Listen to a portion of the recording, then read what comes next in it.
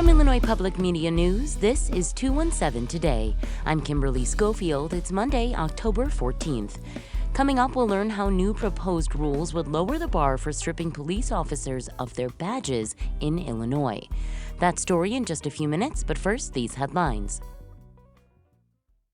The slow pace of picking jurors is pushing back opening statements in former Illinois House Speaker Michael Madigan's federal corruption trial. They've chosen 8 women and 3 men, but still need to find more jurors. Dave McKinney has more. When Madigan's trial got underway last week, there was an expectation that both sides would begin summarizing their cases for jurors on Tuesday. But that schedule is now up in the air given how long jury selection has taken so far. A dozen jurors and 6 alternates are needed before the government begins presenting its case, and court is closed for the federal holiday today. Madigan is on trial with co-defendant Michael McLean in one of the state's most consequential corruption cases in more than a decade. Both men deny wrongdoing. The 82-year-old former speaker faces racketeering, bribery, and conspiracy charges and could face a lengthy prison term if convicted. Dave McKinney, WBEZ News. With less than a month till Election Day, Vermont Senator Bernie Sanders and the United Auto Workers leadership held a union rally in northern Illinois to discuss some of the stakes in the upcoming election, like the future of the Stellantis plant in Belvidere. Maria Gardner was there. United Auto Workers President Shawn Fain railed against former President Donald Trump's revamped NAFTA agreement signed in 2020. With his failed NAFTA 2.0, we've seen more plant closures, more jobs shipped overseas. We've seen companies like John Deere and Masterlock take full advantage of his trade deal and exploit workers and further hurt communities just like this one. The Stellantis plant continues idle as talks for reopening have stalled, and fears of the company moving operations overseas grows. Fain was joined by other union leaders and Vermont Senator Bernie Sanders, who's on a national tour touting a working-class agenda. The senator shared his signature talking points, like addressing the wealth gap between the working class and the rich. I'm Maria Gardner Lara.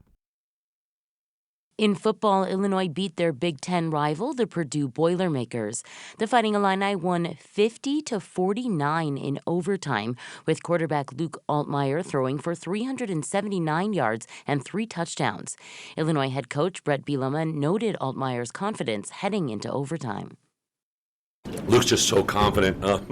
Even during the coin toss going to overtime, he's like looking at me, he goes, we gonna go down there, because he was calling it, he wanted to go down to the student section, he wanted to be in that end zone, so he's just thinking a lot more than just what's in front of him. That's the impressive part. Makes great plays with his head, with his hands, with his feet, touches on the ball. He does a really good job of coordinating out there on the field, of getting guys lined up. Just super impressive.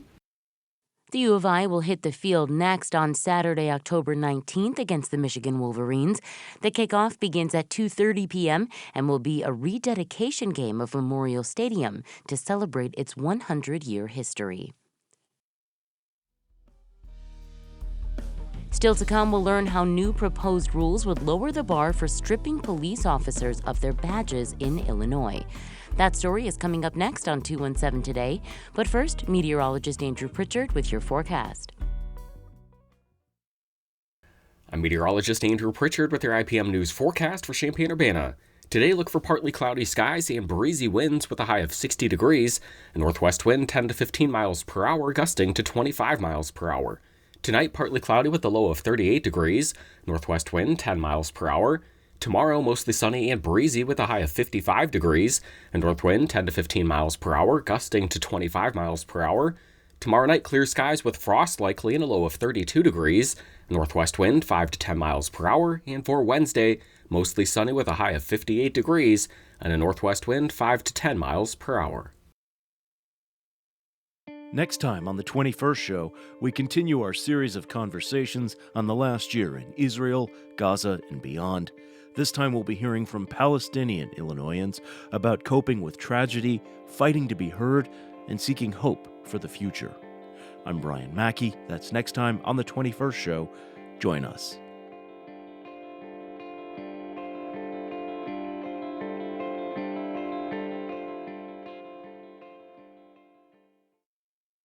You're listening to 217 Today. I'm Kimberly Schofield. Police regulators in Illinois are one step closer to being able to strip an officer of their ability to work in law enforcement without having first been convicted of a crime. But some say the proposed rules from the Illinois Law Enforcement Training and Standards Board don't go far enough. I'm joined now by Sam Stecklow, a reporter and editor for the nonprofit newsroom Invisible Institute. Sam, thanks for being here. Hi, Kimberly. Thanks for having me. Sam, I understand the new proposed rules would lower the bar for stripping police officers of their badges in Illinois. Tell us more about that. So up until now, officers have only been able to lose their certifications from the state, which is what allows them to be hired as a police officer, if they had been convicted of a felony or certain misdemeanors. And that's been the system that's been in place since the 1990s. And so this is the first time in Illinois history that an officer will be able to lose their certification without first having been convicted of a felony or a small handful of misdemeanors. Sam, what do the proposed rules say, and why is this a significant development? The rules lay out a process for how hearings of decertification cases that are being heard by the Certification Review Panel of the Illinois Law Enforcement Training and Standards Board, which is a new body that is being created just to hear these decertification cases.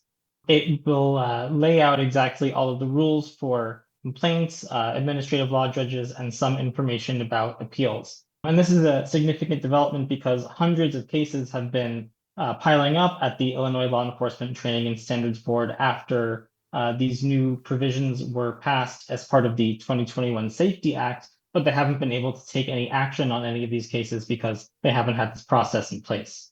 Experts say that this is a step in the right direction because there have been no rules in place up until now to conduct these hearings and to prevent officers, so-called wandering officers who leave one department after committing misconduct and then go to a new department, prevent them from being able to do so. And the only way to prevent that is by stripping their state certification. But experts say that there aren't enough set rules about how regulators are going through all of these hundreds of cases that are being received by a Let's Be and being disposed of without any set public rules in place. The hearings that are going to be held are of cases that have already been at least preliminarily investigated by a Let's Be and have decided to go forward with a hearing. But that means that there are hundreds of other cases that will not go forward to a hearing. And I spoke to Amy Thompson, who is an expert with Impact for Equity, about this missing process. What's the process to determine whether that investigation was adequate? And then how will they decide whether to launch a formal complaint based on those investigations? What factors are considered?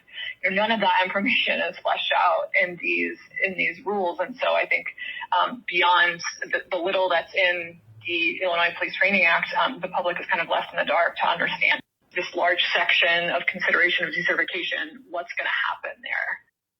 Sam, what's next for these proposed rules, and what will you be paying attention to going forward?